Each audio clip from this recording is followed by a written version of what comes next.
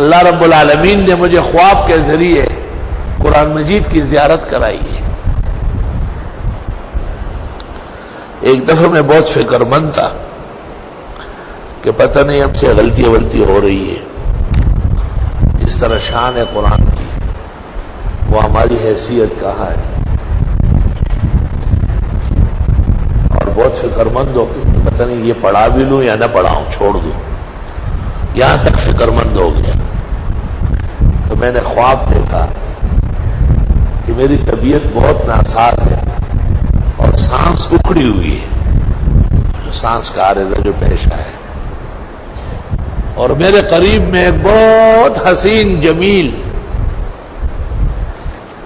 جس کو ایک حیثیت سے دیکھے تو پیغمبر ہے، ایک حیثیت سے سوچے تو صحابی ہے، ایک حیثیت سے دیکھے تو ایک بہت بڑا کرم فرما محسن ہے۔ تو میں نے ان سے پوچھا کہ حضرت کا قرآن شریف جس کے لیے آپ نے بیتابانہ، یہ الفاظ ہے، جس کے لیے آپ نے بیتابانہ زندگی گزاری ہے، ہم ساتھ رہیں گے، آپ مت خفا ہو،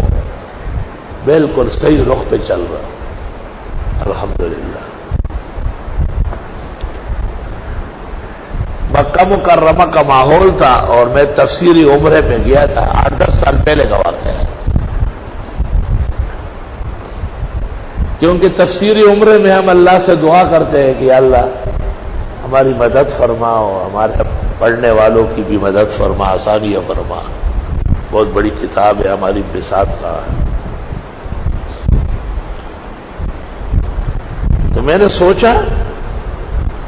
کہ بس چھوڑ ہی دو، خوف خطر بہت زیادہ ہے،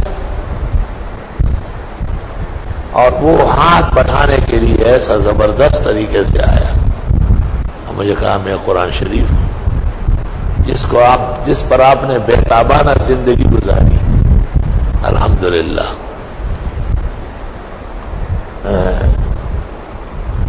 اور ہم دوست ہیں آپ کے دنیا کی زندگی میں اور آخرت میں بھی۔ وَلَكُمْ فِيهَا مَا تَشْتَهِي أَنفُسُكُمْ، اور تمہارے لیے ان جنتوں میں جو چاہے تمہارے جی، ظاہر ہے جنت پہنچ کے اچھی چیزیں چاہے گا، کوئی نسوار بیڑی سگریٹ اور پان تھوڑی چاہے گا، وہ تو یہاں طبیعت خراب ہے تو لوگ غریب۔ وَلَكُمْ فِيهَا مَا تَدَّعُونَ، اور تمہارے لیے اس میں جو تم مانگو گے، نزلا من غفور الرحیم، مہمانی ہے غفور الرحیم کی طرف سے، بس مہمانی کافی ہے نا،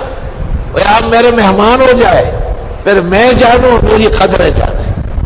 کس طرح بٹھاتا ہوں، کیا کھلاتا ہوں۔